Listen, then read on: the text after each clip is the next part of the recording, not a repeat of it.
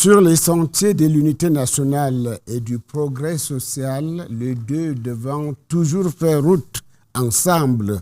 Quelle longue marche de mai 1972 à mai 2026, soit 54 bonnes années de quête et de conquête du précieux sésame, sans pour autant se départir des requêtes toujours nombreuses pour plus d'unité, pour plus de cohésion sociale, pour plus de concorde entre Camerounais de tous âges et de tous horizons, dans ce qui a pris la belle dénomination de vivre ensemble harmonieux, pour plus de prospérité, enfin de préférences partagées.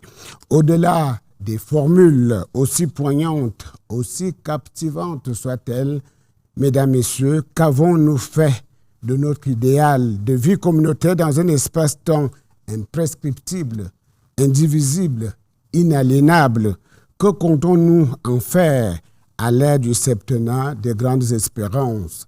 Sans détour ni fioriture, ce questionnement est au centre des préoccupations de l'heure au Cameroun, au regard des factions sociopolitiques en présence qui se regardent en chaîne de faïence, au regard des menaces aussi insidieuses que pernicieuses qu'elles font peser sur l'édifice Cameroun, sur l'État, sur la nation, sur la République. Sur les chantiers de l'unité nationale, de quel poids pèsent les initiatives présidentielles de désarmement, de démobilisation, de réintégration ou de reconstruction et de développement des régions particulièrement impactées?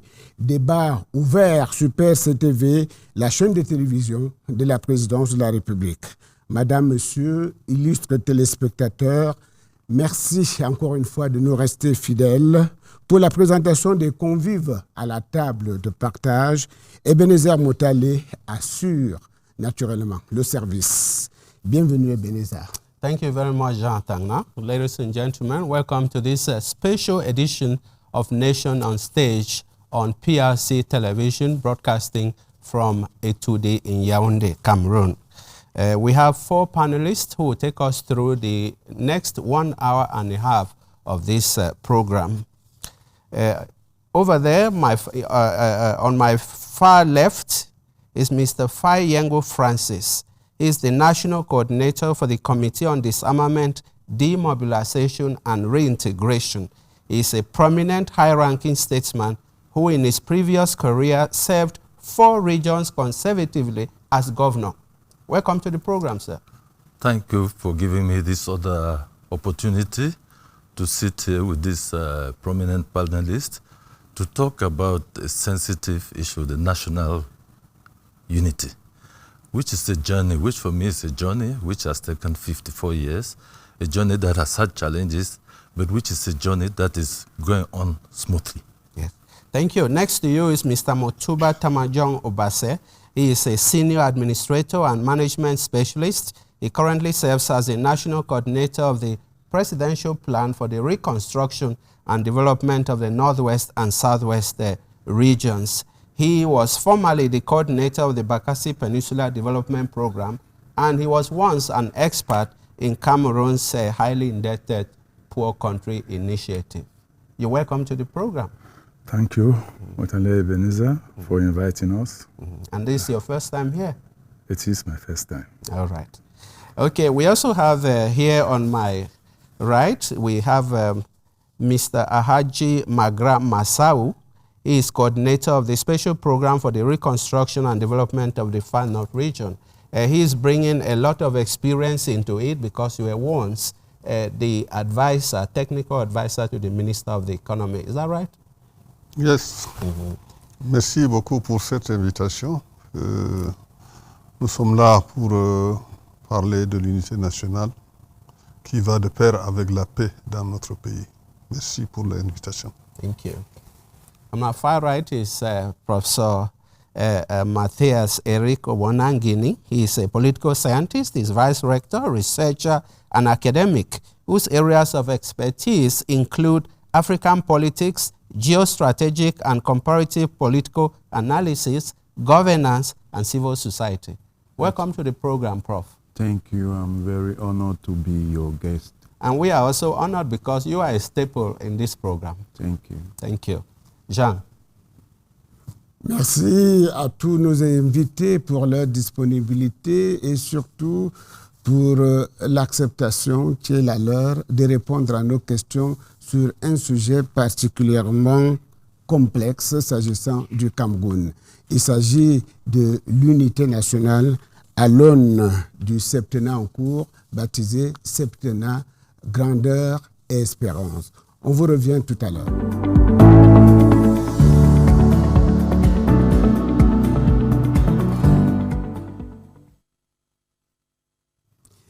L'unité nationale, selon le président de la République, Paul Biya, à l'ère du septennat des Grandes Espérances, l'unité nationale s'accommode de la belle compagnie d'union sacrée de rassemblement de progrès social. 6 novembre 2025, Palais de Verre Paul Biya, prestation de serment du président réélu, le chef de l'État Paul Biya face à la nation, dans cet extrait de discours sélectionné par la réalisation de Face à la République. Camerounaises et Camerounais de l'intérieur comme de la diaspora, en ce jour où j'entame un nouveau mandat, de par la volonté de Dieu et du peuple camerounais souverain, je voudrais tendre la main à tous et à chacun. Nous devons ensemble jeter les bases d'un avenir encore plus prometteur pour notre cher et beau pays, notamment pour notre jeunesse. Nous avons certes beaucoup accompli, mais nous avons encore tant à réaliser ensemble pour nous-mêmes, mais aussi pour les générations futures. J'en appelle donc à l'union sacrée. Joignez-vous à moi pour que nous puissions ensemble, dans la paix et la concorde, relever les formidables défis auxquels notre pays est confronté. Je vous invite tous à prendre part à ce combat salutaire. Les joutes de l'élection présidentielle sont derrière nous. L'heure est désormais au rassemblement. Ce pays est notre patrimoine commun. C'est notre bien le plus précieux. Nous devons le construire, le solidifier, le moderniser et non le détruire.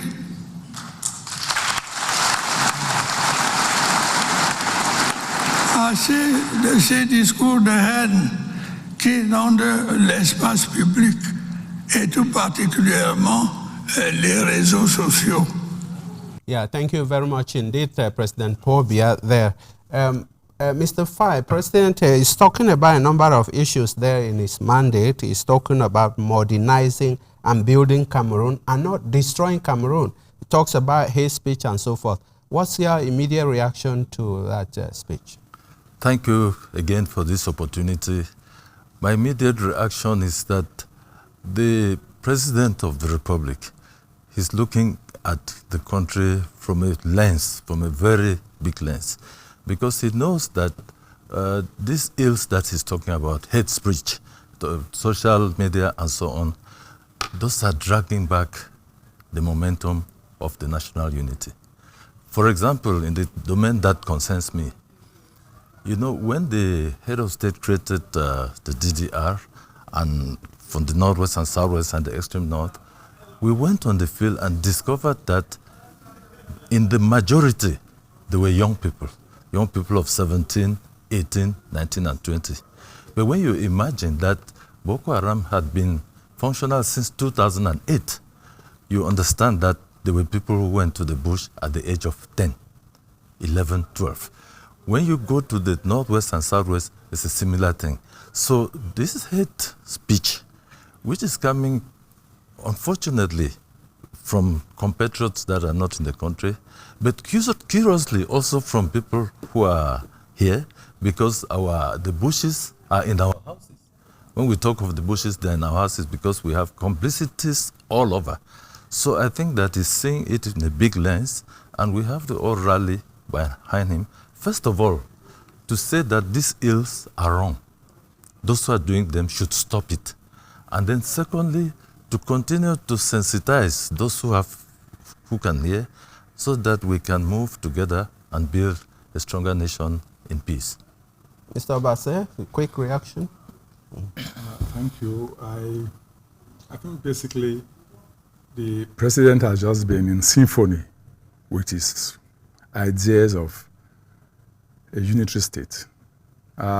Because when we look at his previous speeches, be it the 10th of February or 31st of December, which are very capital periods when he addresses the nation.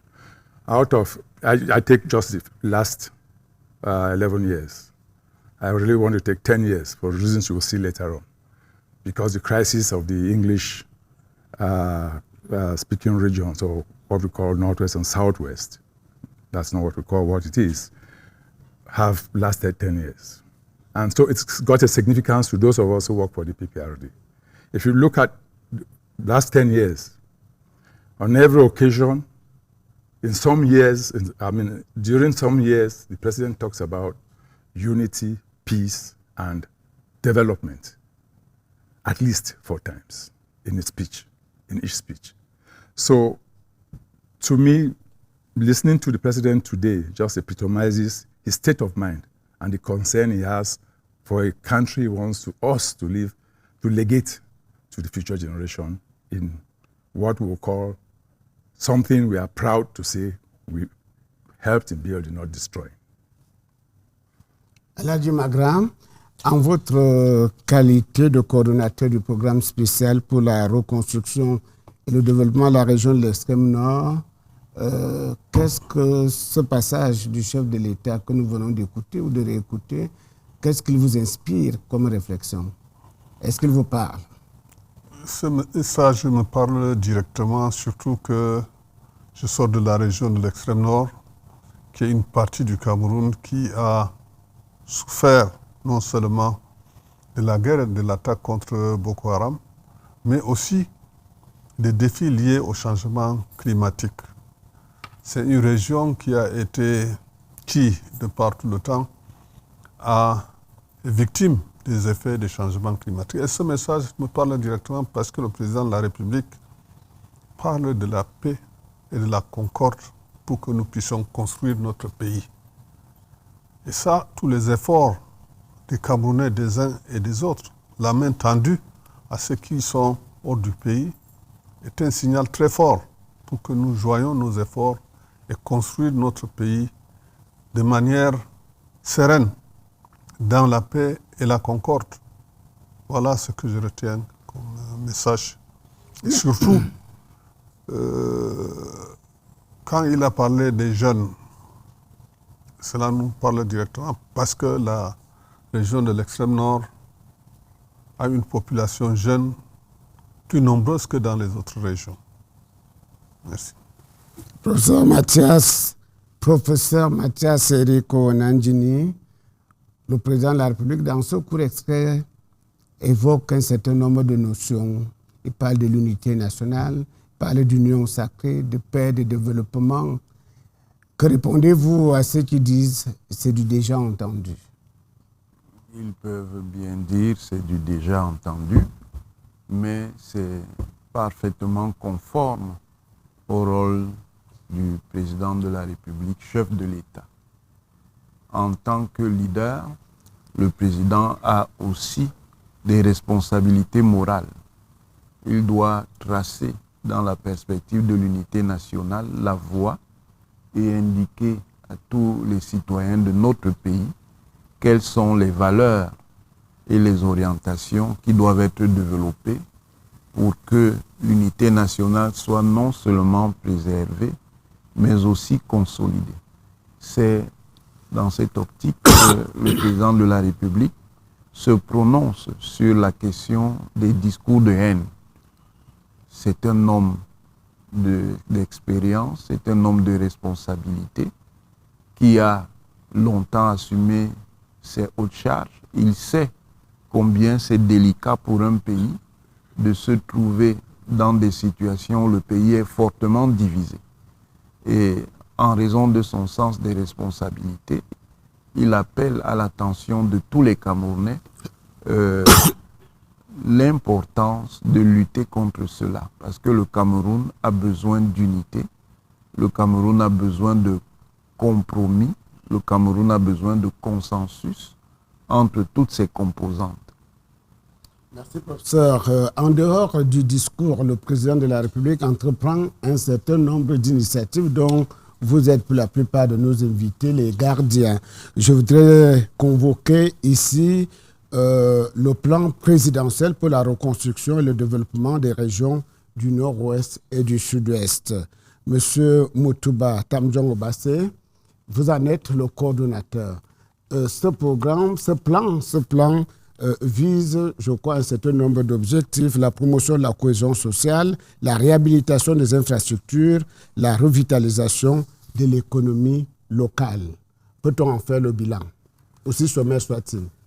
Well, basically, thank you again once more for the opportunity. Basically, the balance sheet is very, very illuminating in the sense that gradually the presidential plan or the president's plan is slowly but surely contributing to peace in these two regions. We just did 9 divisions 2 weeks ago. We traveled through to 9 divisions in the two regions, and we could see that the symbiosis between the population and the authorities, the local authorities, the development associations, is actually gaining lots of grounds. So in the different domains, in the infrastructure domains, we could see a lot of work being done. But it's not the work being done, it is the spirit of the work being done, with everybody trying to play a part in terms of contributing ideas, in terms of monitoring what is happening, and in terms of basically educating their fellow community members on the proper use and maintenance of the structures. So I think that's a relatively positive thing that is happening. As usual, we would have loved to do better, and we hope that we will have the strength. And since we already have the directives from the head of state, we will have the strength to go ahead and make sure that the dream of a unified, peaceful Cameroon, without which no development can actually take place, would become much more of a reality than. Yes, but besides the physical reconstruction and development that you're doing, are you looking at the other side, the emotional side, to these victims? Yes, we are. We started with the recovery phase, which had social cohesion as one of the 3 pillars. And in social cohesion, we've organized a lot of talking between different community members and within communities. We've invited specialists to come and help us, educate us on how to do problem solving, conflict management. We've organized a lot of social events, sports events. You surely know what sports means to the President of the Republic, especially football. We've organized other cultural events like traditional dances, competitions. We've built community centers. You could name them women's centers, you could name them youth centers. But the bottom line is that the youths, the women, and the other underprivileged people use the centers to learn new trades, to interact with each other. So we have been doing quite a lot on that. And the Prime Minister or head of government has given us directives that we should start thinking about the people who are traumatized by these conflicts. Yes, yes, exactly. So that we could, so we are looking at the possibility of joining hands with development associations, with NGOs, and with CBOs, community-based. And those implementing partners that you have. Yes. So what we are doing is that we're going to be supporting each other to bring people to the centers to talk about their traumas and try to, these are experts, we don't have the competence. We just coordinate the things being done. So the credit actually goes to those people in the field who are doing the work.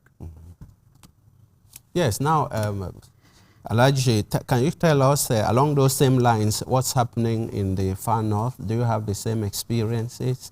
Do you have something like what the president calls community dialogue happening within your space? Oui, merci beaucoup. Je voudrais d'abord, avant toute chose, revenir sur la création du plan présidentiel de reconstruction pour la région de l'extrême nord.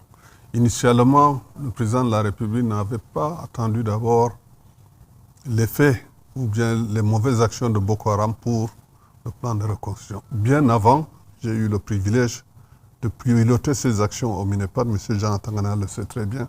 Il avait instruit de réfléchir sur le développement des régions septentrionales qui, dans le dispositif de l'État, parlant de l'unité nationale, étaient en retard au niveau développement. Donc, nous avons réfléchi, mais par la suite, Boko Haram est venu et il a complété son instruction en disant, au niveau de l'extrême nord, il faut mettre en place un plan présidentiel de reconstruction. Nous avons travaillé là-dessus et le Premier ministre chef du gouvernement a réuni un conseil de cabinet spécial le 21 août 2021 pour valider ce plan présidentiel de reconstruction.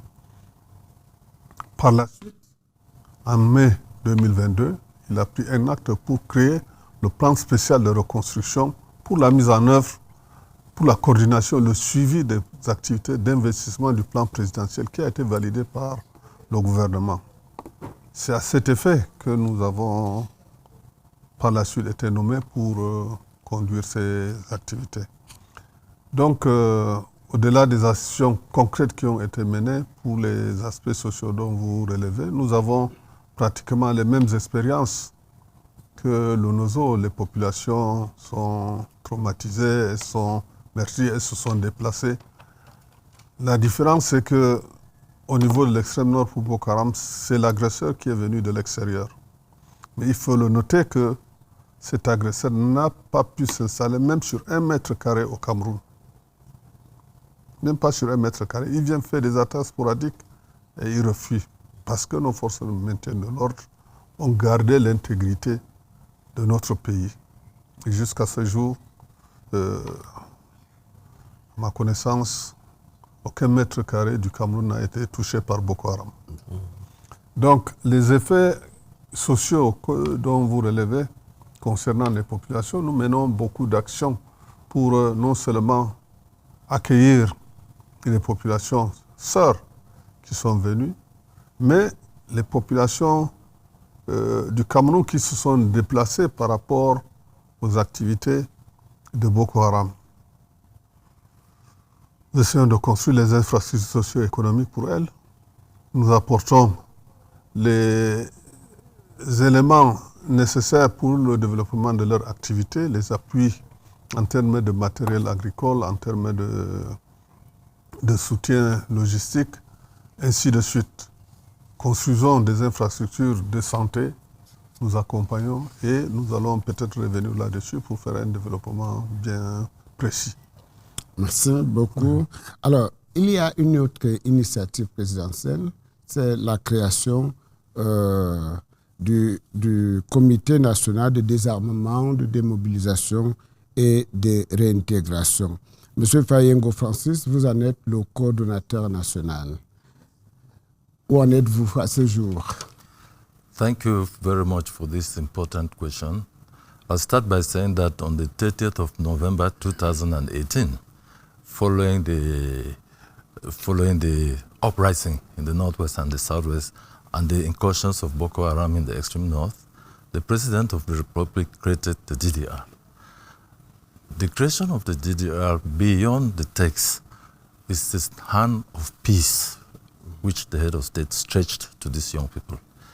From that date till today, we can say there are obstacles, but it is moving. Because if you go to the 3 centers in Bamenda, Boya, and Mora today, you will have more than 4,000 ex-fighters. This is not counting those that we have sent out, that we have reintegrated. In December last year, we sent out 700 of them. Now, these children are staying in the DDR centers, which are not just only structures to house them. They have little trainings, vocational training, so that tomorrow, if they are going back to their communities, they should have something to do. And I would like to talk a lot about the R, the reintegration, to say that as opposed to other places, we have 2 levels of reintegration in Cameroon. First, the people that we sent out, like the 700 we sent out in Mora last year, these are people who went back to communities, not the original communities, because in the extreme north, all those communities along the borders, each time Boko Haram crosses, it destroys them. So we cannot start there eternally. So we decided, luckily for us, they are not far from their normal habitat. We decided to settle them in the communities. We took 1 year to work with the communities, and there are 30 communities. Mm-hmm. We took 1 year to work with the municipal authorities, the chiefs, to accept them, to find out why specific ex-fighters choose to go to specific places. And it is at the end of this process. We also took 1 year to prepare kits for each one of them in such a way that the day you go out of the center, you become operational. If you are a farmer, we have an adapted kit for you. If you are a grazier, we have. If you are a tailor, if you are a trader, we have it in such a way that the day you leave the center, you become operational. The second level of reintegration for us is the centers where we have the ex-fighters. Because we choose the places for these centers in such a way that they can grow to villages. And they are actually growing to villages, because if you go to this one spot, you have people living together. They already have all the social services that other villages have, schools, health facilities, so that these people, with the potentials of the areas that we choose, namely good farming area, vast land, we have 28 hectares in some places, and so on. We think that those who decide to stay together can stay together and grow up as a village. This, for us, is the second level of reintegration. So to summarize, I think that this initiative, which started on the 30th of November 2018, I think the fruits are there. They are not complete, of course, for reasons that you know. We still have Boko Haram crossing once in a while to cause havoc. We still have, in the northwest and southwest, we still have people who are pumping this negative propaganda to them every day. So that we still have people who have not yet come out. So the initiative is working, but I think with time it's going to work better. If you go to the field now, you go to Mora, you go to Bameda, to Boya, you'll see that the situation has changed radically. Now, our expectation on this point is that we have discovered that we have bushes in our houses. What do I mean by this? I mean people who are with us every day, who seem normal, but who behind are trying to continue to indoctrinate these children. We think that it's an appeal that I'm making here, that these people, first of all, should say that this adventure is bad. Secondly, should join the President of the Republic to continue to magnify this hand of peace which is sent to these children. And thirdly, to know that these children, as I said earlier, they are young children, they constitute the future of our country. When we talk of the future of Cameroon, it's not only the children are here, there are those who are still lingering in the bushes who are going to come out. Yes, on constate, si vous permettez, on constate que votre passé récent de gouverneur de province ou de région vous aide particulièrement dans la conduite des missions, des nouvelles missions qui sont les vôtres. Of course, because I am a man of the terrain, as you said in French. Wherever I go, I see people who are familiar with me. I see people who have taken the time to assimilate, the policy of the President of the Republic as far as reintegration is concerned. And then I see people who have a high sense of the unity of the state. Because today, I've been a former governor, today the administrative authorities, they're moving around the country. So they have this notion of unity in their heads. Mm-hmm. So I think that this is helping me a lot. It also helps me because, for example, when I went to the southwest to get the land, I know the procedures, I know who to touch, and it went faster. Mm-hmm. So I think my former profession is helping me a lot in the contacts and in the knowledge. Okay. Professeur Owona, vous êtes un observateur averti de la scène politique nationale. Vous regardez ces initiatives présidentielles d'assez près. Alors, de quel poids peuvent peser ces initiatives sur l'effort collectif de recherche de l'unité nationale de la paix? Merci de me donner la parole. Ces différentes initiatives sont tout à fait appropriées. Un président de la République, en tant que leader de l'État, dispose d'un certain nombre d'instruments et d'outils. Il y a des outils ordinaires où on recourt en quelque sorte aux techniques habituelles de l'administration. Puis il y a des outils qui répondent à des situations particulières, des situations de crise. C'est dans ce cadre que ces différentes initiatives, celles qui concernent le Comité national de désarmement, démobilisation et réintégration, celles qui concernent le plan de développement de l'ère de Bakassi, celles qui concernent également les questions de développement dans l'extrême nord, sont des initiatives ad hoc, c'est-à-dire qui sont destinées à répondre à des situations particulières. Parce que, évidemment, dans les différentes zones concernées, il y a des problèmes particuliers qui se posent et il faut y répondre. Il faut donc avoir une ingénierie qui est nécessairement une ingénierie complexe. Vous avez l'aspect administratif qui fait que les honorables personnalités ici représentées travaillent avec l'administration territoriale, avec le commandement. Vous avez l'aspect de l'ingénierie culturelle, parce que dans ces situations-là, il faut travailler sur les communautés, créer de l'harmonie, assurer l'harmonie par le dialogue entre les différentes composantes pour réduire les conflits. Voilà pourquoi dans les différentes situations, ils utilisent ces instruments. Il y a de l'ingénierie sociale. Il faut créer de l'harmonie sociale en relation avec l'harmonie culturelle. Et ça joue sur deux plans. Il y a un plan matériel, socio-économique, et puis il y a un plan beaucoup plus immatériel qui touche donc à la culture. Il y a évidemment de l'ingénierie sécuritaire, particulièrement pour le comité dont M. Yengo est responsable, parce que lui doit régler les problèmes stratégiques qui ont été créés par la crise dans les régions concernées, qu'on soit dans le nord-ouest, le sud-ouest ou l'extrême nord.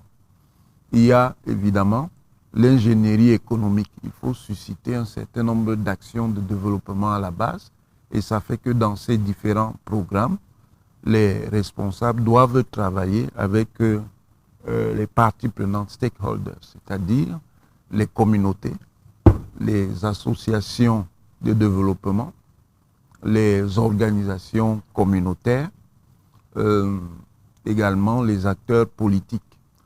Tout cela, c'est la marque de la maturité. Un leader mûr sait quel type d'instrument utiliser selon les situations. On ne peut pas résoudre ces problèmes seulement avec les outils de l'administration ordinaire qui sont là pour faire autre chose, c'est-à-dire assurer la gestion normale de l'État et coordonner les activités de l'État au niveau local en relation avec les collectivités territoriales décentralisées. Il faut donc des organes spéciaux.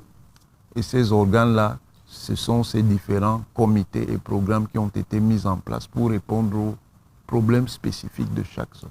À votre avis, ça produit les résultats escomptés? Oui, ça produit des résultats escomptés parce que ça permet de reconstruire, on a parlé ici de cohésion sociale, ça permet de reconstruire la cohésion sociale.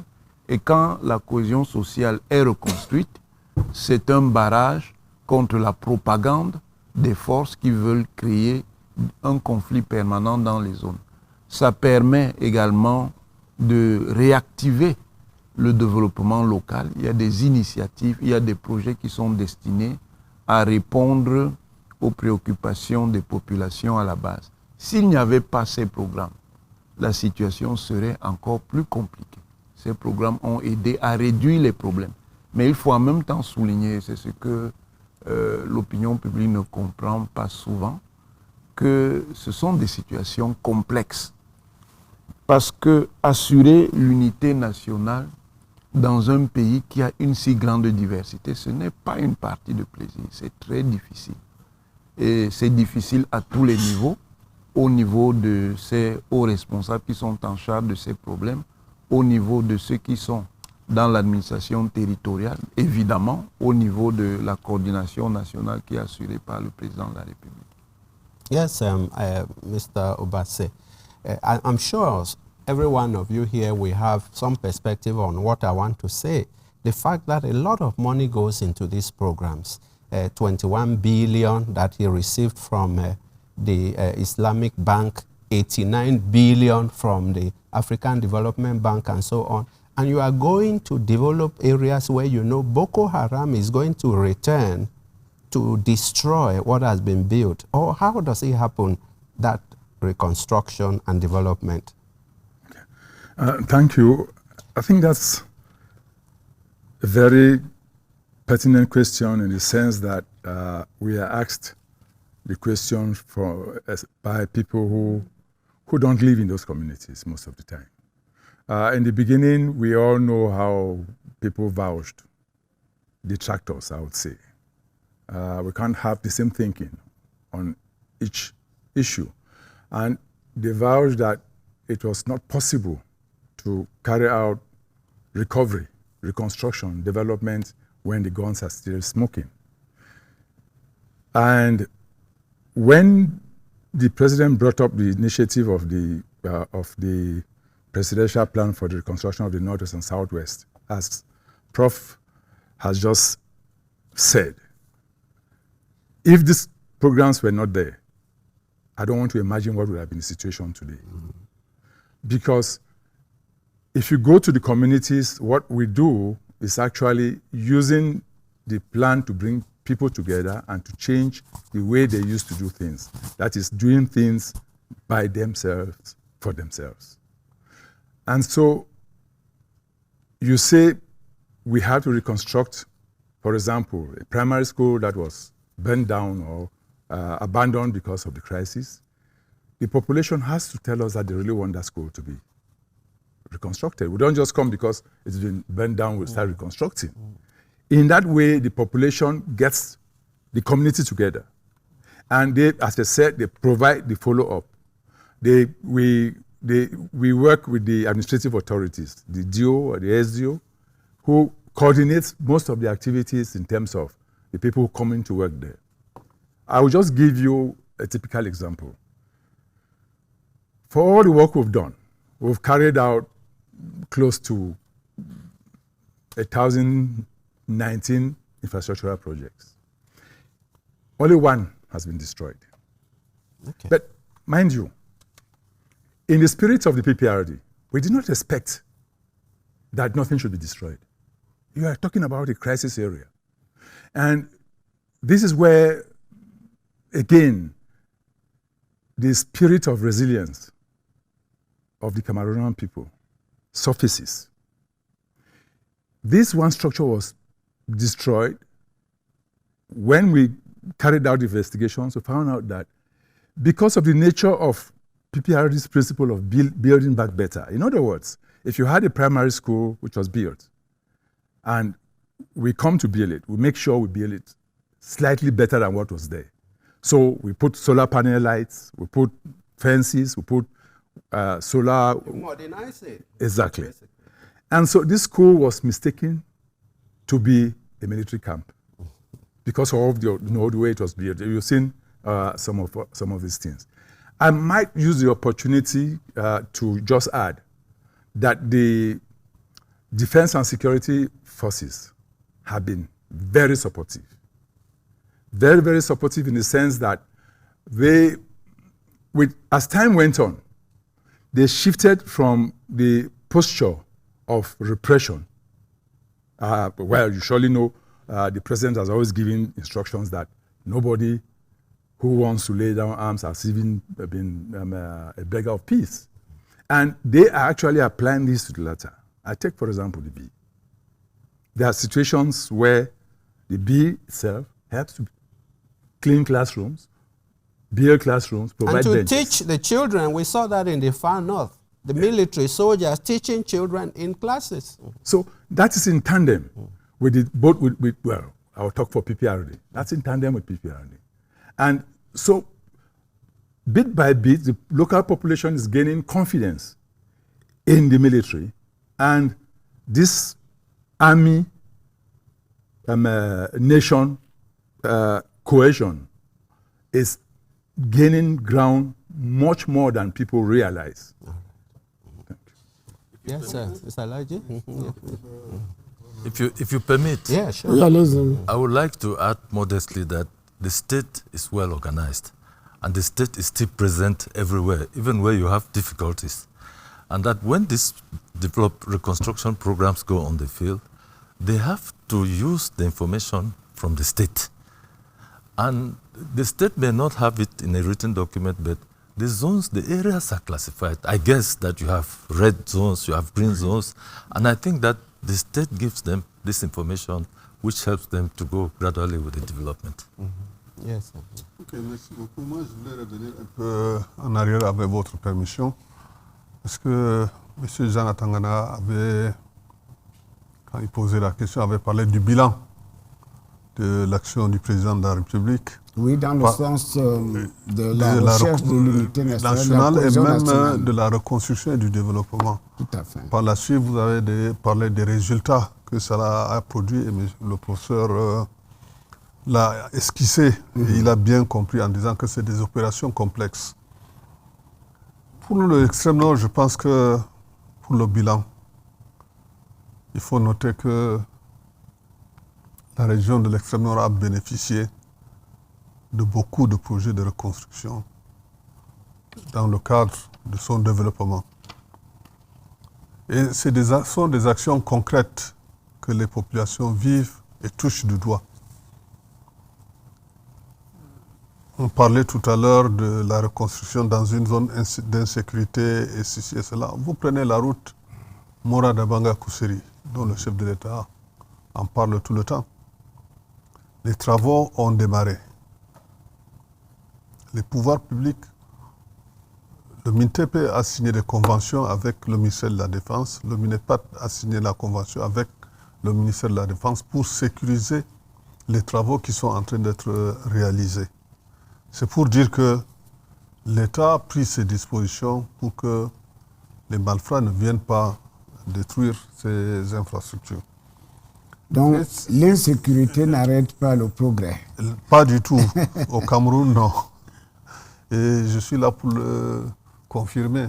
Et pour le bilan, j'étais en train de dire que nous parlons de la route Mora-Dabanga-Kuseri, qui est un projet emblématique et qui consolide l'unité nationale, parce que cette artère-là part de Douala jusqu'à N'Djamena.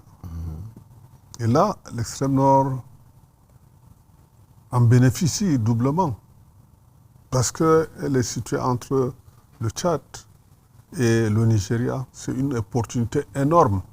Et c'est le gouverneur le sait, quand cette route-là était pratiquée convenablement, la région de l'extrême nord avait commencé à avoir même un développement à cause de cette infrastructure. Donc nous réalisons maintenant, ces travaux ont pratiquement démarré.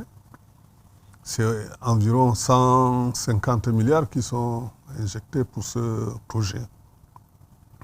Permettez-moi de continuer un peu. Vous avez la parole. Si nous voyons le pont entre Yagua et Bongor qui a été réalisé, qui consolide non seulement l'unité nationale, mais les relations avec nos voisins. C'est un projet aussi très très important dans la zone et qui actuellement est couronné par la route qui va de Magada, Kael et Yagua et pour revenir à Maroua, qui était totalement dégradée, qui est en travaux. Les travaux ont démarré. Moi, j'ai visité ces travaux la semaine dernière. Ce sont des projets concrets qui bénéficient des investissements énormes.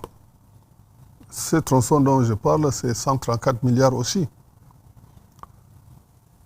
Ces projets apportent des opportunités et nous parlons de l'espérance, donc ça apporte aussi l'espérance.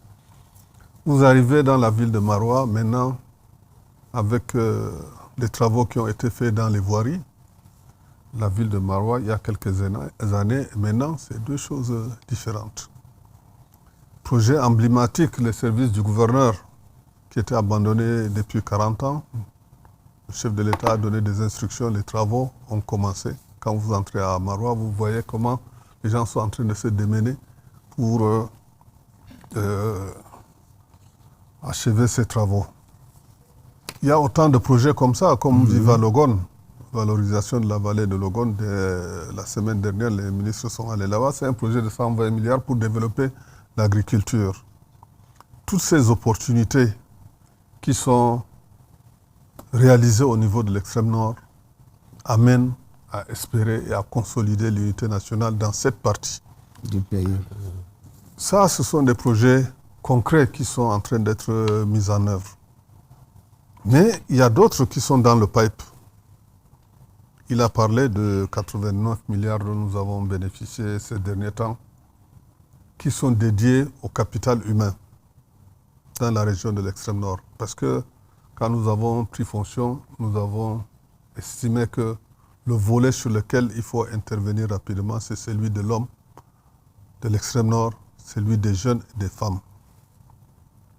Alors, en quoi consiste ce projet? Ce projet consiste à développer les capacités et les compétences pour l'entrepreneuriat des jeunes et des femmes et leur insertion dans le tissu économique de la région. Ça veut dire quoi? Ça veut dire qu'il faut former les jeunes au niveau de la composante 1, réaliser des infrastructures technologiques et professionnelles équipées, c'est-à-dire tous les lycées techniques, l'école polytechnique, les centres de formation professionnels seront réhabilités et équipés pour que les jeunes soient bien formés. Ça, c'est la première composante. La deuxième consiste à donner au tissu économique, aux entrepreneurs, les moyens nécessaires pour qu'ils puissent développer leur activité, soit en accordant des crédits à taux bonifiés, soit en accordant des subventions pour qu'ils puissent développer leurs petites entreprises. Et les jeunes qui sont formés dans les centres que je viens de citer vont venir soutenir ce secteur privé qui est en train de qu'on veut promouvoir. Maintenant, la troisième composante consiste à donner un cadre de vie plus serein, c'est-à-dire relever le plateau technique des centres de santé et équiper, réhabiliter pour que tout ce dispositif soit en bonne santé. Tout ça concourt au bien-être des populations, au relèvement socio-économique de la région de l'extrême nord. Je pourrais peut-être m'arrêter là pour ne pas être très long. On va y revenir tout à fait. Alors, comment s'appelle ce programme? C'est le programme CAP 2E, financé par la Banque africaine de développement. Ouais. Merci. CAP, c'est-à-dire renforcement des capacités et des compétences, capacités et compétences pour l'employabilité et l'entrepreneuriat. Les deux, c'est pour l'employabilité et l'entrepreneuriat des jeunes et des femmes. Voilà, c'est en droite ligne. Avec l'actualité et le discours du chef de l'État. Tout à fait. Ouais. Dont le président dit et il fait ce qu'il dit. Alors, le tableau que nous venons d'esquisser montre bien que rien n'est perdu. À l'exemple du chef de l'État, Paul Biya, il suffit que chacun mette la main à la pâte pour faire lever et prospérer le bel idéal de consolidation de la maison commune, le Cameroun. Paul Biya, l'homme à la main tendue, le mendiant de la paix, toute une vie au service de la cause de l'unité nationale. C'est une analyse de Ngoura Abdul Kadir. Bâtir une nation forte, unie et indivisible, qu'un devoir, Paul Biya a fait de la préservation de l'unité nationale un impératif catégorique. Un Cameroun rassemblé où diversité culturelle et cohésion nationale doivent avancer, main dans la main, comme énoncé dans sa pensée politique à travers son ouvrage pour le libéralisme communautaire publié en 1987. Cet ouvrage se présente comme une boussole, la somme des idées porteuses d'un projet de société dont les choix politiques seront plus tard traduits en actes concrets. D'abord, l'épisode de Bakassi. Cette péninsule disputée au Nigeria voisin devient, dans les années 1990, le symbole d'un bras de fer sous haute tension.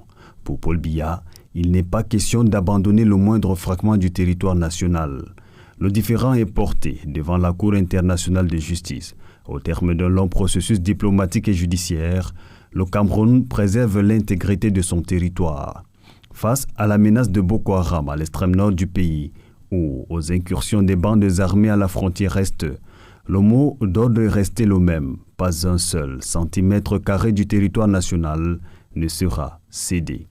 En 2016, alors que les revendications corporatistes dans les régions du nord-ouest et du sud-ouest font surface et se transforment en récupération sociopolitique, Paul Biya choisit, là encore, la voie officielle du dialogue tout en maintenant une fermeté absolue sur la forme de l'État.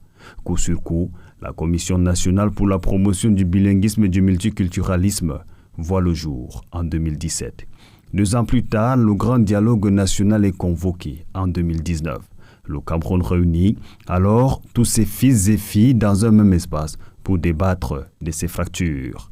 Au terme des discussions, un statut spécial est accordé aux 2 régions anglophones.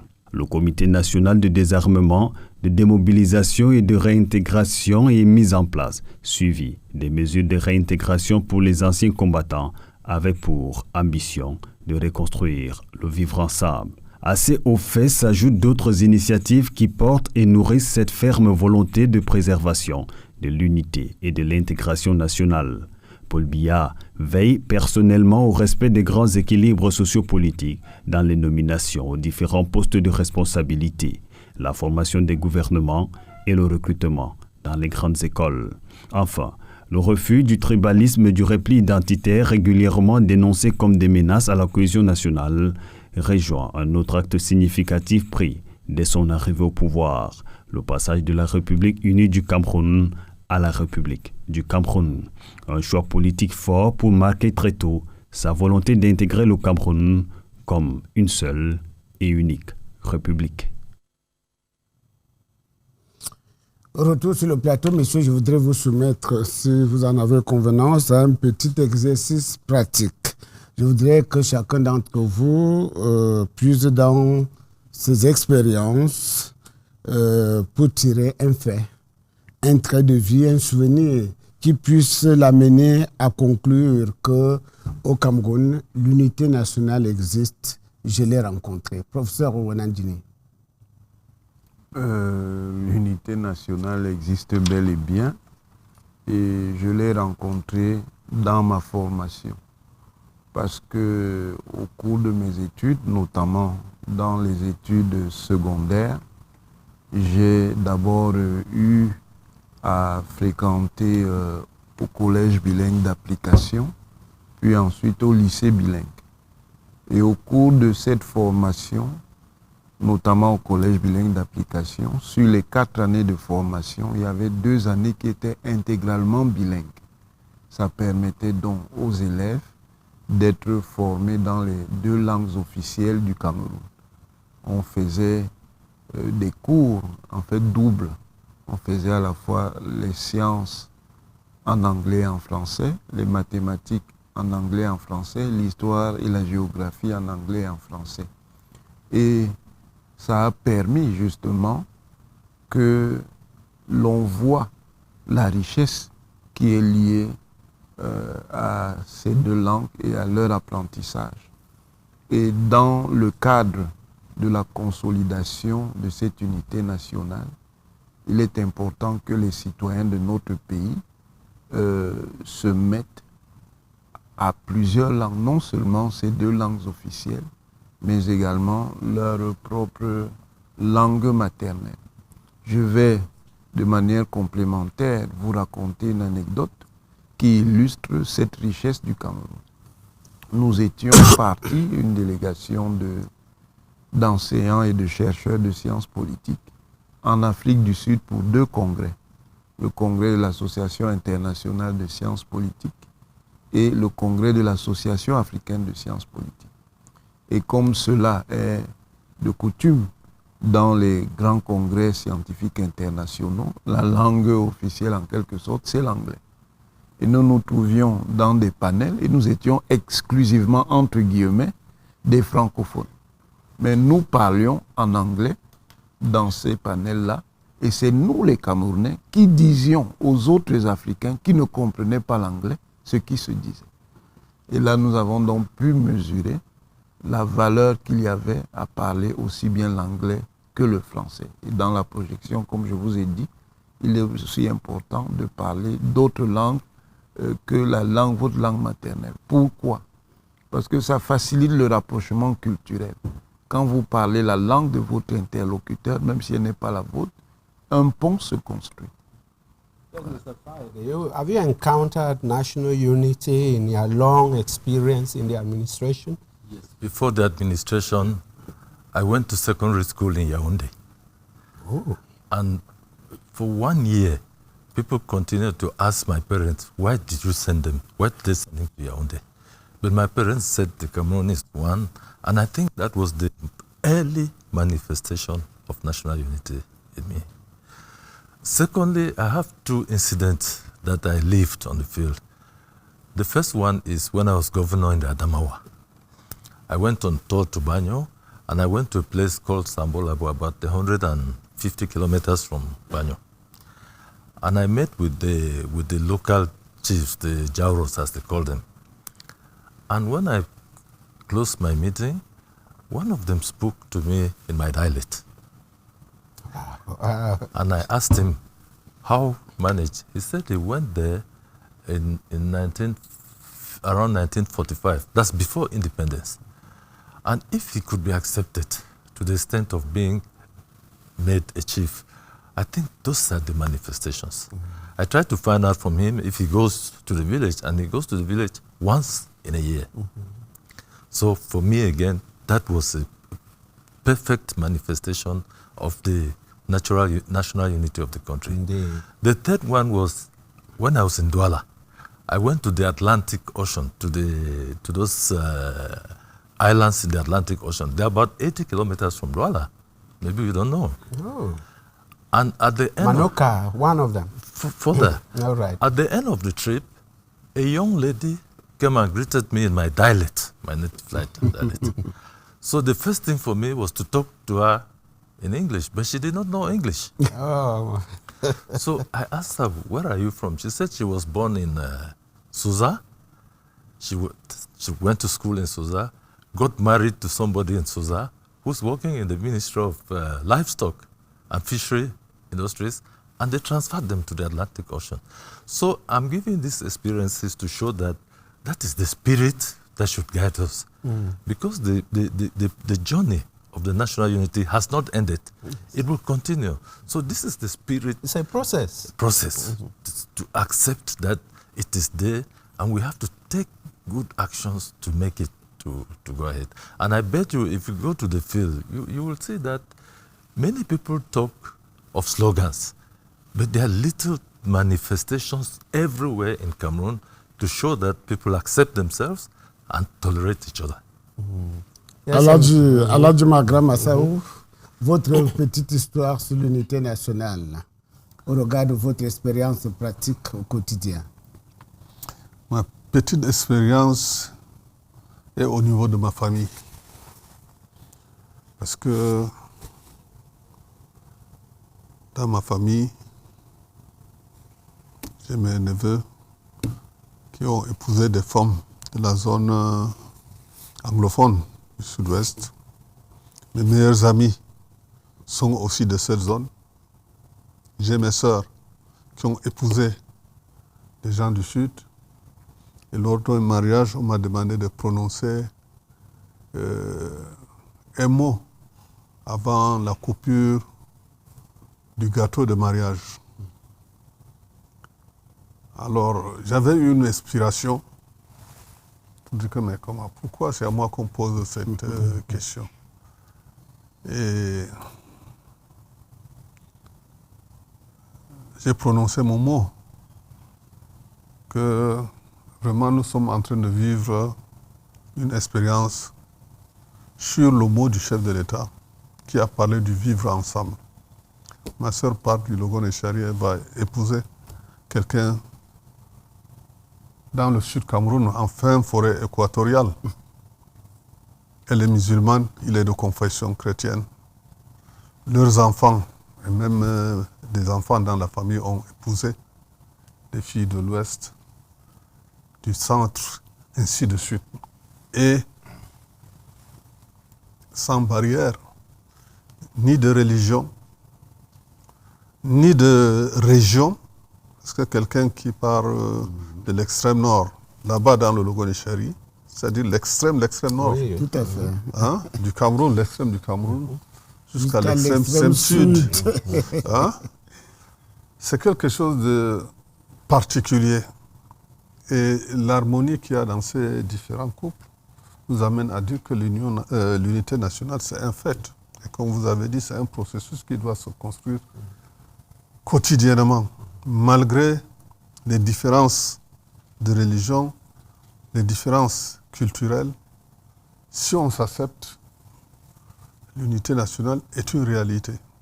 Voilà ce qui m'a marqué dans l'unité nationale. Mr. Obase, surely along this journey you have had some experiences, some anecdotes on national unity. Yeah. Basically, I would go beyond national unity. I would go in the spirit of what Prof was talking about, Bakassi Peninsula, and what it entailed. In there, you come to realize that I had, give me the permission to pay homage to Kakaba Marbum, the colonel who just passed away. The enormous help he gave us when we were in Bakassi, working for the program. Because we have the Muslims who are in Bakassi. They have a culture of fishing. Lui-même était Mosgoum. Where he was the international president of the Muslims, not only national. That's right. And so I used to visit him for advice. He took me to many places to work with different persons in terms of projecting to the future.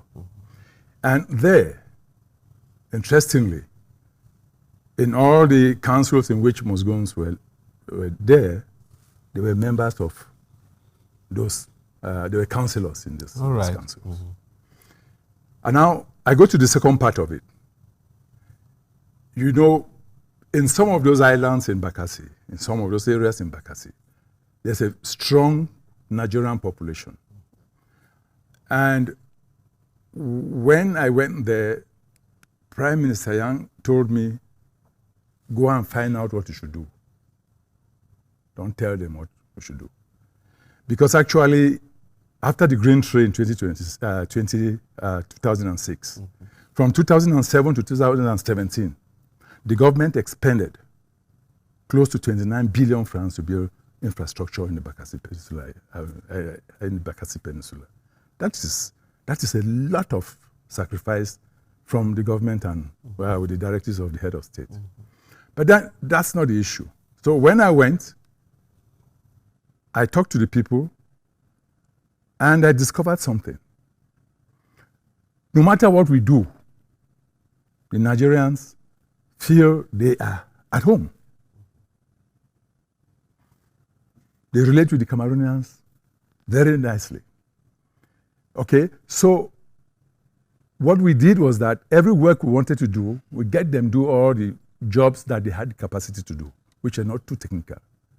And later on, they started protecting those works that we did under the Bakassi program. And they will say, I built this wall against the sea. You cannot be hanging a net on it. I built this solar panel lamp. You cannot be leaning on it too. So to me, when you saw the level of people getting intermarrying with Cameroonians, which was relatively, as they explained, very rare before, I think that is concrete expression of national and regional unity being forged according to the patience that President Probia had and the foresight. Yes. In 2023, we could have thought that he would go into no, but he patiently waited until the decision of The Hague. That's right. Mm-hmm. In 2010. Everybody has been talking about marriage. Mm-hmm. That's something in Cameroon which we underrate. And, well, we are all people who have to forge the path following the directives of the president. Do you imagine if the president says there will be, in those days, I think there was something called family allowance. And you had, as a relative, I mean, when underage children, you were paid an allowance. Yes. Imagine the president says, henceforth, there will be a marriage allowance. I'm not talking about Libya style. And the allowance will be a function of the distance between you and your spouse. Give us 10 years. And now here we'll talk about Anglophone, Francophone.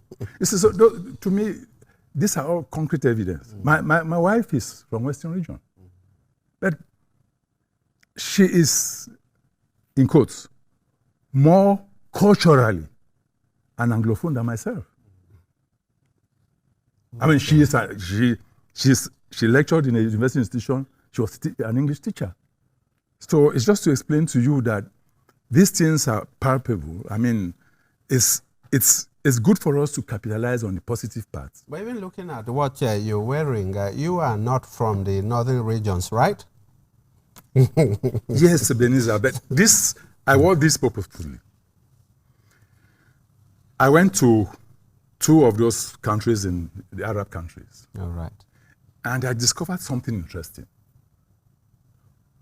In most of the occasions, everybody was wearing virtually the same dress. I mean, the same dressing. And so there was, I think they can make the differences. Those of us who are new in their society wouldn't know who is a director general, who is a minister, the same dressing. Mm-hmm. And it struck me that, small things like that could actually contribute to social cohesion, mixing up. And instead of people saying, oh, I'm wearing, and I'm wearing, most of the time, he knows I wear the dresses from the north. Messieurs, vos différents témoignages montrent que quelque chose est fait, beaucoup de choses sont faites pour promouvoir et préserver l'unité nationale au Cameroun. Mais il reste des défis tout aussi nombreux que les acquis que nous avons essayé de dénoncer. Alors, entre les entrepreneurs de guerre que l'on a cités tout à l'heure et les factions sociopolitiques que l'on observe en cette période, disons-le, de transition politique, qu'est-ce qui menace le plus l'unité nationale au Cameroun? Professeur Owona Nguini. Merci de me donner la parole. Tout au long de l'émission, nous avons indiqué que l'unité nationale était un chemin. Et sur ce chemin, il peut effectivement avoir des obstacles et des épreuves. Vous en avez évoqué des éléments. D'abord, ce que vous appelez les entrepreneurs de guerre. J'ajouterai les entrepreneurs de guerre et de violence armée. Le Cameroun effectivement fait face à des opérateurs de ce type dans des régions en crise, aussi bien le nord-ouest, le sud-ouest que l'extrême nord et même l'est, avec la contagion qui vient d'un pays voisin.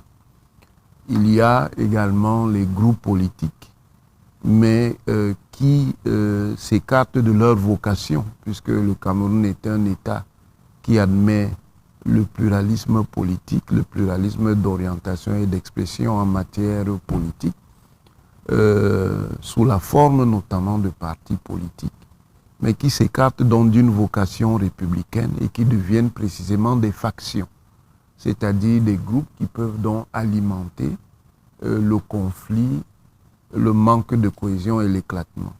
Le Cameroun fait face à cela, mais jusqu'ici, le Cameroun a pu empêcher que ces deux types d'opérateurs mettent complètement à mal sa cohésion et sa stabilité. Et il est très important justement de mener des politiques qui rend le Cameroun plus résilient face aux risques ou aux menaces qui sont associés à ces opérateurs. Yes, Ebenezer Motale. Yes, Mr. Fai, in every human endeavor, there are always these difficulties, these roadblocks and so on. What are they in the work that you are doing? Yes, the work that I'm doing, we have been told, came as a result of people, first of all, pretending to have corporate requests, and then it evolved towards armed conflict and all the like. So the obstacles that we have are that we are praying and taking all the measures so that we put an end to this. But you know, they are human beings. We cannot have all of them the same day. The proof is that today, we still have people who are in the bushes. So our challenge is to continue, to magnify the hand of peace of the President of the Republic so that they can get the reason.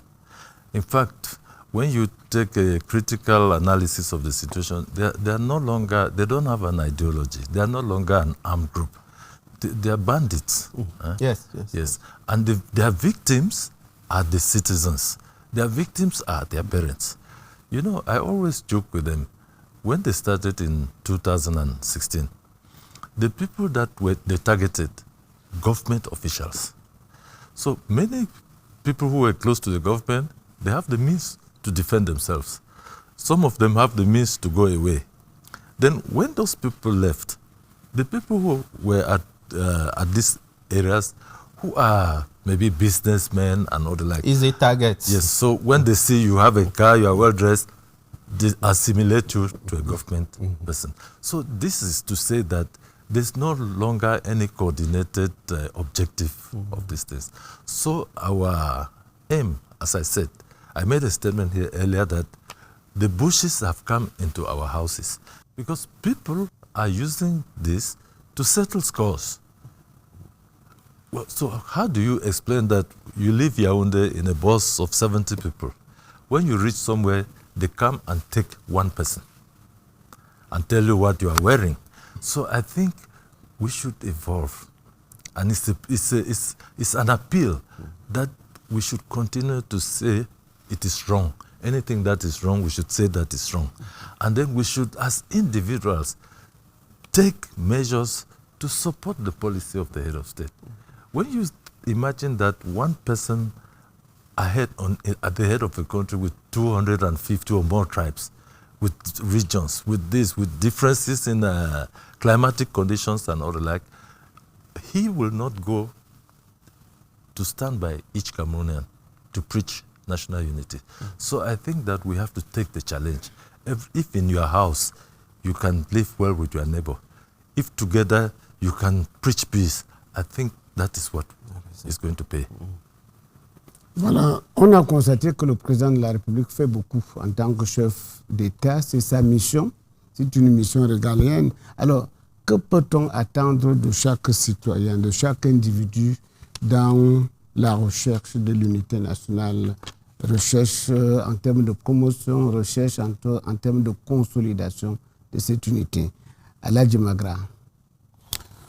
Oui, merci beaucoup pour cette question qui est un peu complexe. Dire, attendre de chaque individu, d'abord d'écouter le message du chef de l'État et bien le comprendre.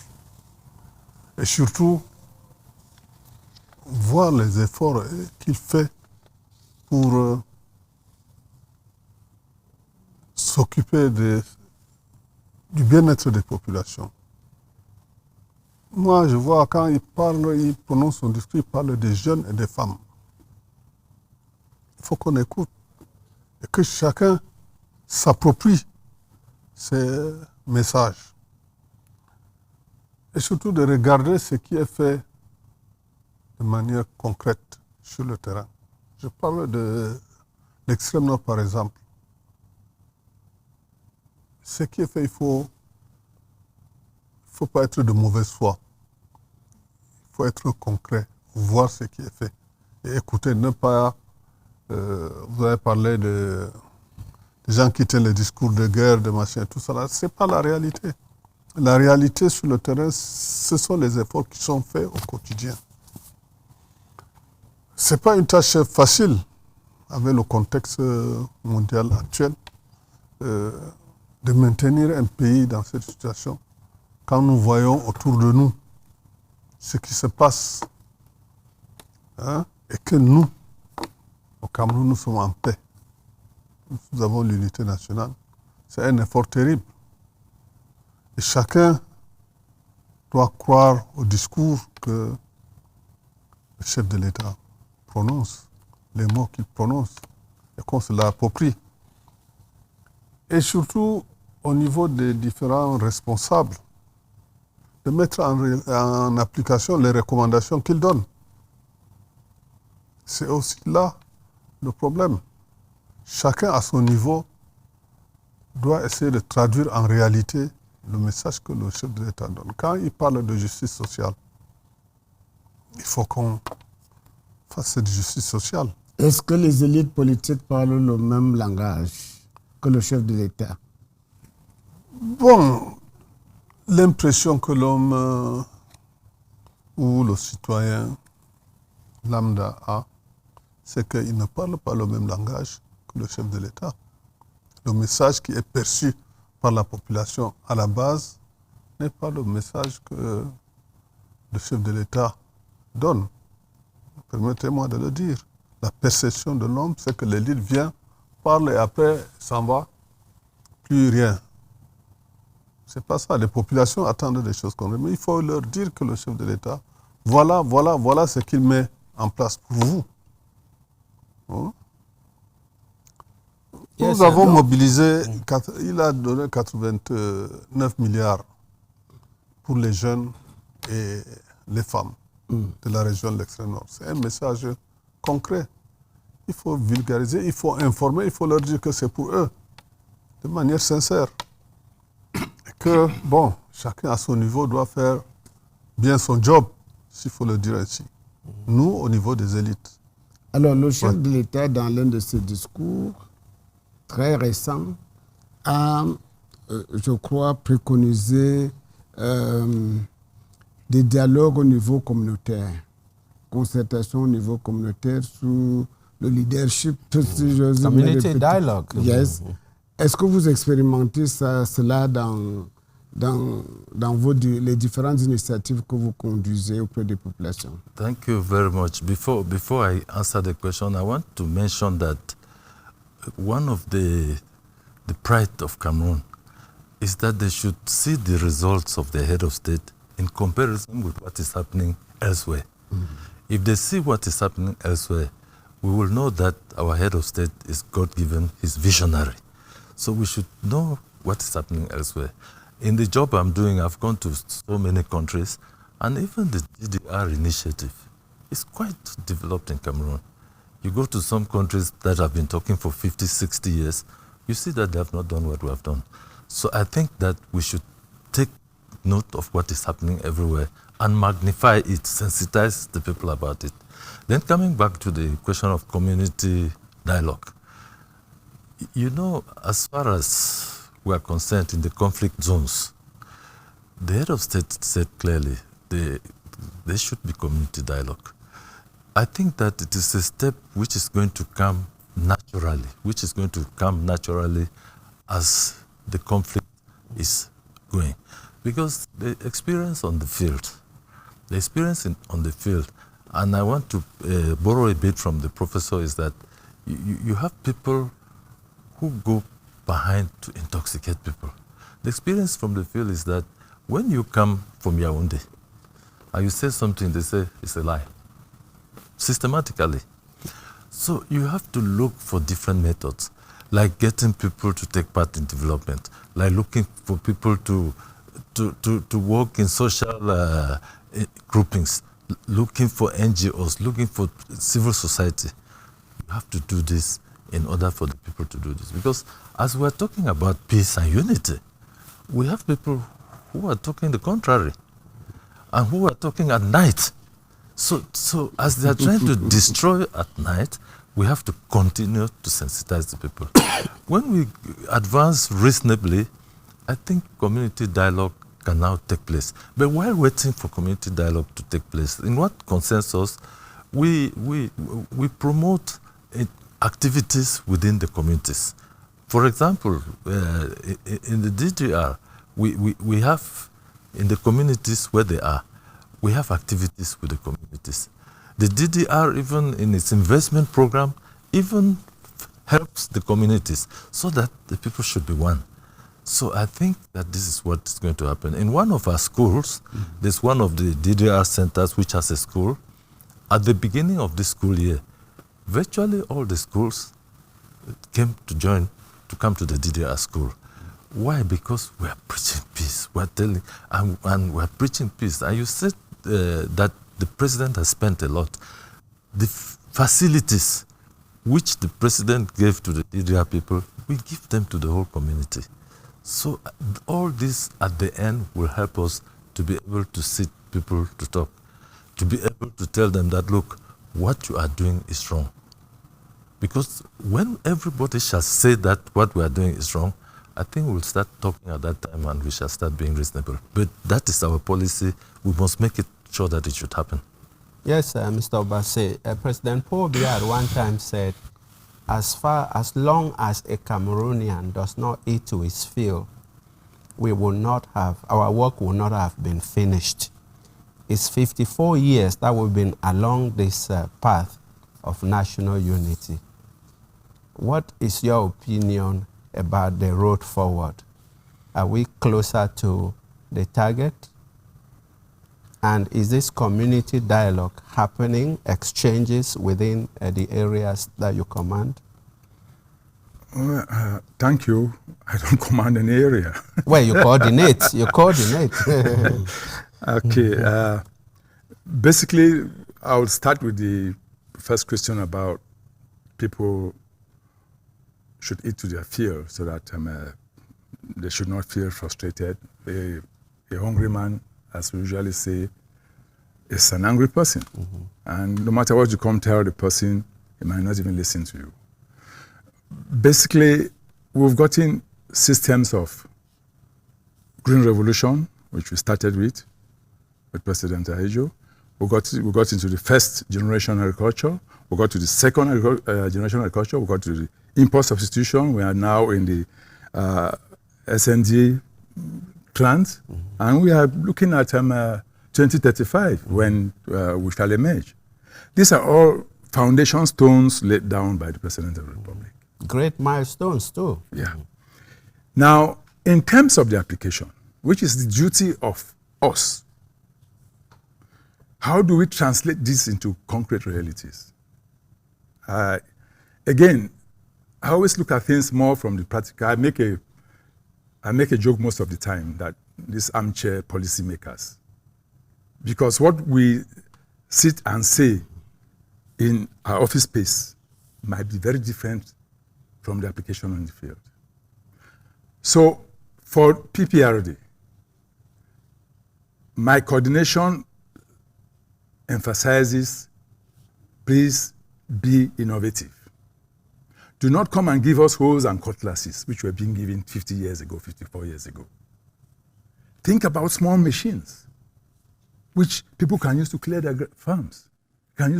Why would people be using machetes?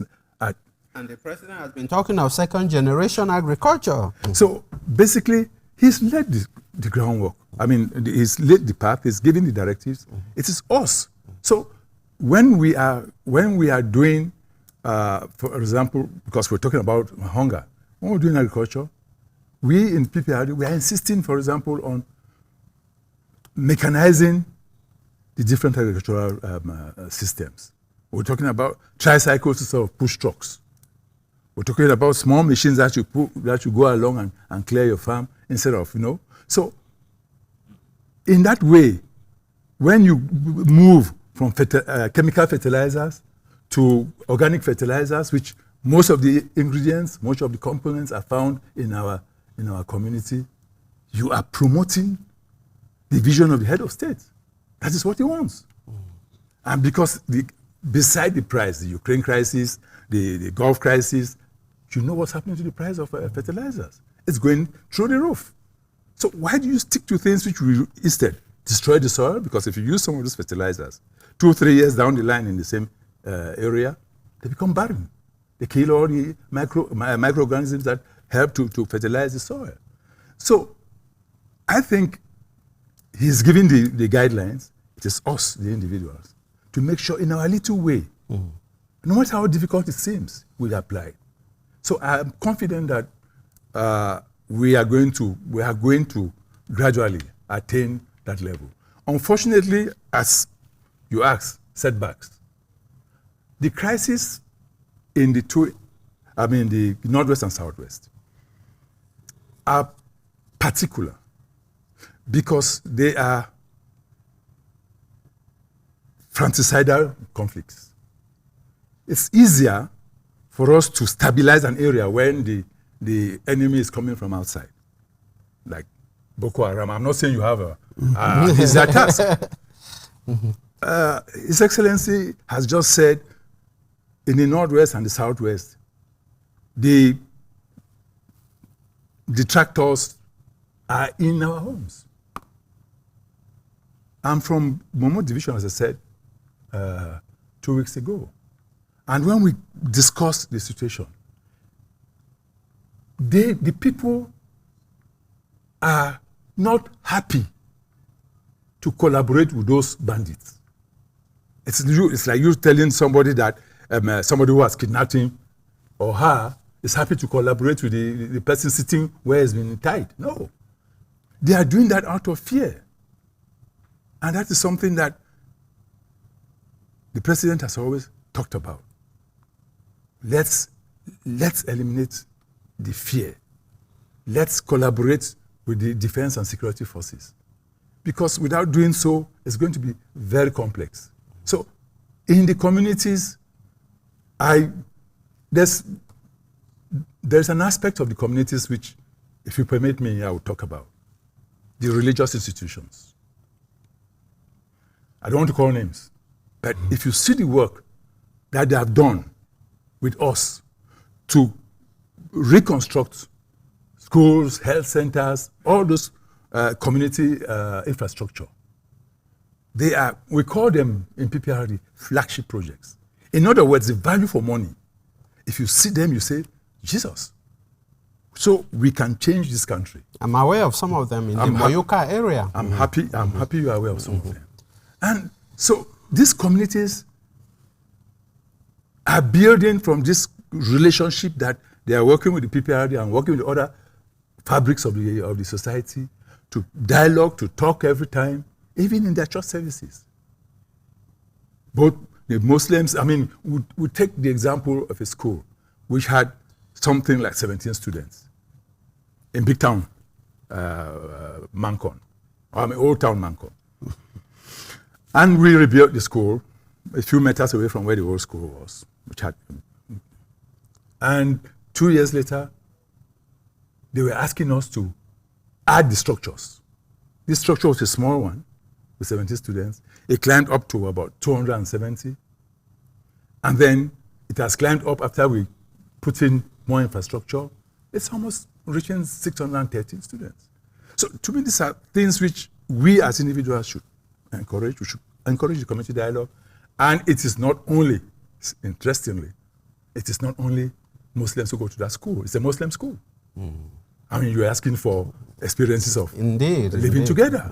It's not only, so it's not only Catholics or Christians who go to the school in the cathedral in Mancon. Je voudrais que l'on atterrisse et que l'on sorte par là une question d'actualité dont on dit qu'elle nourrit des tensions, alimente des peurs. Nous sommes comme dans une attente permanente. Les Camerounais, certains d'entre eux, pour la plupart, donc, disent que la longue attente d'un nouveau gouvernement, la longue attente de la nomination d'un vice-président de la République participe aussi à nourrir des tensions, donc à créer des divisions. Est-ce que vous partagez cet avis? Je voudrais commencer par le doyen de la table. En quoi la nomination d'un vice-président de la République, que l'on a créé parce qu'on disait qu'il fallait adapter les institutions aux besoins du moment. En quoi la nomination d'un vice-président, la formation d'un gouvernement peuvent-elles contribuer à apaiser les tensions? Thank you very much. I think this is, for me, it's a false debate. The President of the Republic, I think once in front of the media in Europe, said the formation of a government is a permanent task. Right? Tâche permanente. Oui. So it means that the government can be formed at any time. Then secondly, people should find out, I'm speaking under the control of the professor, I'm a public law student. Mm-hmm. When you go somewhere, what is the political system? We're in a presidential system. So the government can be formed today and formed tomorrow and so on. And why is it that we have been in this presidential system all the time and we're just forgetting it now because we're expecting a government? My basic question, is there no government? If we have a government and we know our system, we should wait for the next government to be formed. Again, I would like to tell you that it is those forces of the darkness who want to impress that into the heads of people. They're impressing it in the heads of the people for their own reasons. What do they want? They want that there should be trouble. The forces of darkness, they want that there should be trouble. So I think that they are doing that to create trouble. But I think that every reasonable Cameroonian should ask the question, how is a government formed in a presidential system? And we will not be wasting time on these issues. Yes, Professor, do you have some thoughts on this issue? Yeah, I think people are waiting the appointment of a vice president, but they should know that the constitutional provision says that the president may appoint. It is not, he can appoint, he cannot, it is not conditional. Conditional, it is conditional. Mm-hmm. And there is also, it is also normal for the Cameroonians to expect a new government because there is a political tradition here in Cameroon as in other countries. After a presidential election, you have a political appointment of a new governmental team. So it is normal, but as the governor said, there are people who try to put Cameroon into trouble, and there is a political speculation on those issues. Okay. Yes, Mr. Obase? Yeah, well, thank you. I think basically the people who are anxious about a new government are not the community-based people that we are interacting with every day. That is not really their concern. Their concern is to have a better way of life. Their concern is, if you've been put in charge to build them a hospital, please build it well. If you've been charged to build them a water point, please build it well. That's their concern. So the concern, and this concern of the new government is a pretext for people not really working. It's legitimate. I could be maybe hoping to enter the government, so I want the government to come out. I could be hoping that somebody whom I don't like should leave the government, so I want the government to come out. But what has it actually got to do with the work that we have to do from day to day? Building, nation building, the work of nation building. So I think basically, let's ask ourselves, those who are there, are they not Cameroonians? If they are Cameroonians, and the president who has, in his own way of doing things, he takes his time to do things, and he tries to do them properly. If this government had come out maybe in November, December, we should be the first person. We will be the first person today to be complaining. Oh, this government did not. I'm not seeing this.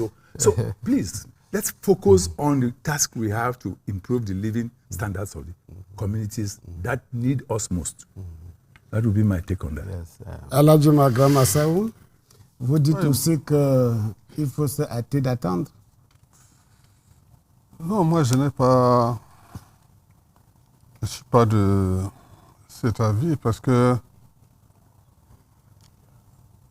les populations attendent beaucoup plus leur bien-être. Le gouvernement, le chef de l'État a toujours eu à faire des gouvernements. Ça ne sera ni le dernier, ni le premier. Il a son temps, comme on le dit. Les institutions sont là.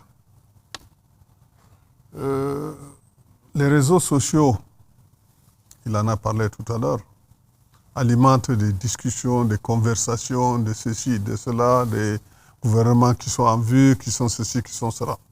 Certaines personnes sont passionnées par cela parce que, comme le dit mon collègue du Nozo, certains espèrent aller, d'autres espèrent créer la zizanie entre les gens, entre les élites, entre ceci, tu vas aller, tu vas partir, ainsi de suite.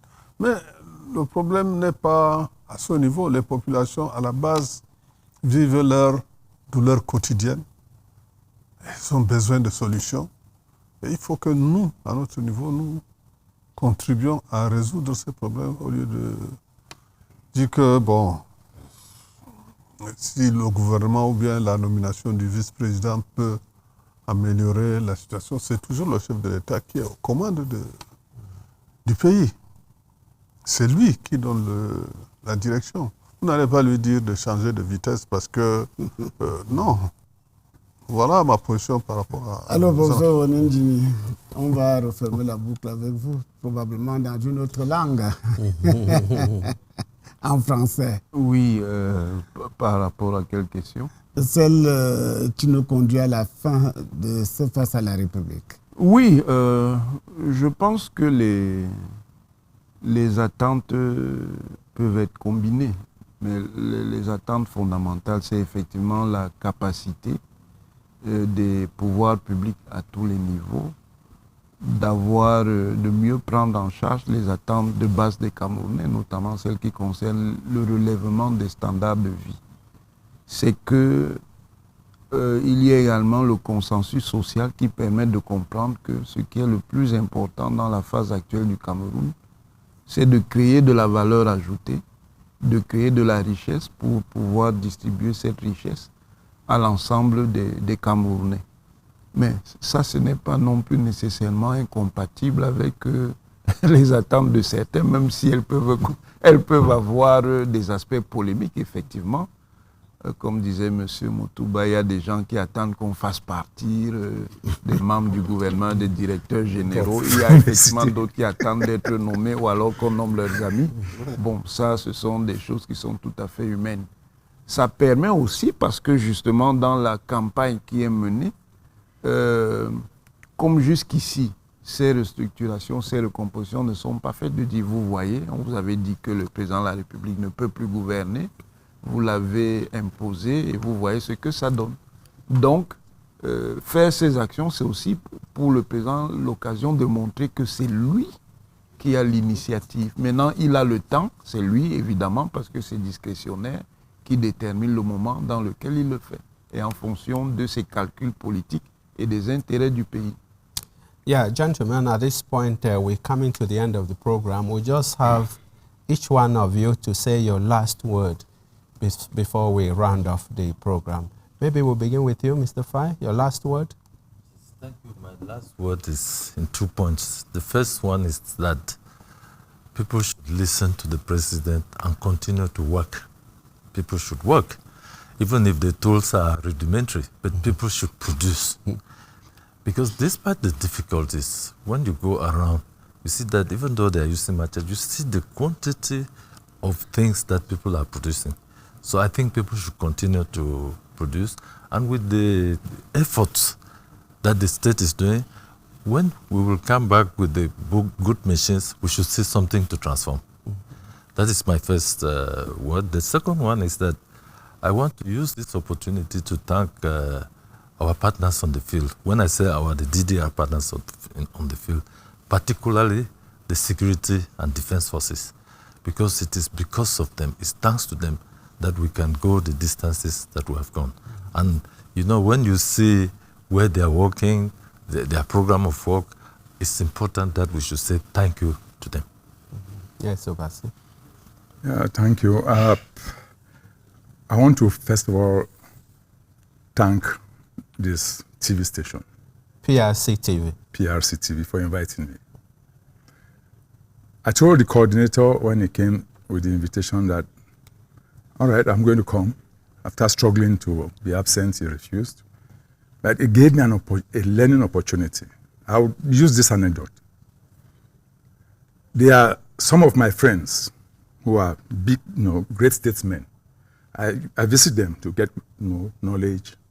And when I leave the place, I used to think, how are these people? Every time you're talking to them, it's like they have. Anyway, let me just say what I want to say. By trying to come to this, by preparing to come for this roundtable discussion, I had to go 10, 20 years down the line, and even did a few other years. And I will be honest with you that I think I now understand why those people I talk to, who are fervent supporters of the president's policies, speak the way they speak. Because the depth of what you read in those speeches, the consonance and the symphony of the ideas is so profound that I was just thinking that probably we should look for a system where we just take a theme and use it to vulgarize even in worship places. Mm-hmm. Because if you notice, worship places are one of the areas where our communities try to gain hope, especially those who are in distress. If you get to understand how the construct of the president all along these years, I took the 10 years especially, you'll be profoundly touched by the depth and the vision he has for this country. And then realize that you are not participating even 50% of what you are supposed to contribute to that vision. Mm-hmm. Thank you. Votre dernier mot? Merci beaucoup. Je pense que pour la région de l'extrême-nord, je parle au nom du programme de reconstruction. Dès que la région de l'extrême-nord, on l'a dit, c'est la région la plus aimée du président de la République. Il a créé ça? Il a créé, mais entre ses filles, entre ces régions, c'est la plus aimée. Parce que celle-ci, actuellement, est en chantier. J'ai parlé des différents projets qui sont en train de se réaliser dans cette zone. Quand vous parcourez la région, vous sentez qu'il y a un mouvement. J'ai oublié de parler tout à l'heure des projets d'électrification qui sont en train de se faire dans la zone avec le projet PERAS. Je vous dis que la région est en chantier et les perspectives sont bonnes. Et le thème septennat de l'espérance, c'est au niveau de l'extrême nord qu'on le vit actuellement. Il y a vraiment de l'espoir avec tous les projets qui sont en train de se mettre en place. Mais cela veut dire que les populations de cette région doivent saisir cette opportunité pour bien profiter de cette manne qui leur est donnée. Je vous dis qu'actuellement, plus de 800 milliards sont mobilisés pour la région de l'extrême nord. Je ne sais pas s'il y a d'autres régions qui ont bénéficié de ces ressources. Ce sont des opportunités, c'est de l'argent qui est versé dans cette région et profitons-en, travaillons-en écouter le discours qui nous est donné pour que nos jeunes, nos femmes puissent s'épanouir dans cette région. Écoutons le discours, le message du président de la République, accompagnons-le dans son activité. C'est vrai que votre région subit aussi des problèmes climatiques. Effectivement. Yeah, Professor, can we have your last word, sir? Yeah, I will just say, let us live together in peace, in harmony, in symbiosis. Let us strive for the development of our country. In French? Vivons en paix, vivons en harmonie, en symbiose et travaillons pour le développement de notre pays. Thank you, gentlemen. We want to thank everyone there, our colleagues who are behind the cameras who have made this panel discussion possible. We thank you all indeed. Jean. L'unité nationale existe, je l'ai rencontré, nos invités en ont témoigné, chacun dans sa position sociale, en dépit des acquis ô combien nombreux qui existent, des défis demeurent, ils sont de divers autres. Pour préserver le Cameroun de tout dérapage et lui permettre d'asseoir son développement dans la paix et l'unité, nos panélistes s'accordent sur la nécessité de faire chorus avec le discours et l'action publique du chef de l'État, Paul Biya, présenté comme un modèle en la matière. Ils s'accordent aussi sur l'impératif de faire corps avec les idéaux de bien commun et d'intérêt général qu'il promeut. Pour le reste, il faut se hâter d'attendre le temps du président. Face à la République, stop et fin, nous prenons rendez-vous pour une autre édition. À bientôt, mesdames, messieurs.